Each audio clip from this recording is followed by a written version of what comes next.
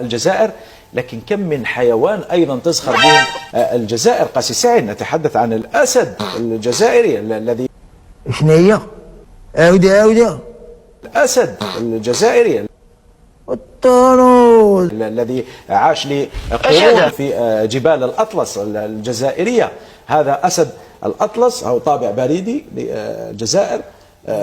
شوف، هذا ذكر أسد بربري تم تصويره في الجزائر من قبل ألفريد إدوارد بيس في عام 1893. أمانة الأسد الجزائري لم يشاهد في الجزائر منذ أربعينات القرن الماضي، ربما يكون قد انقرض ولا وجود له، لكن الأسد أيضا يعيش في الجزائر منذ القدم ويمكن الاعتماد عليه في التمائم. الله ينعل دين امي انا. تسمية أسود الأطلس محمد التي يتبناها المنتخب المغربي هي في الأصل، لو نعود للتاريخ للأصل، هي تسمية جزائرية. اختي سيدي واحد الجوج من هذا ديالي، هذا راه قبط له، يلا يدير لاباس حق مولانا لم يشهدها.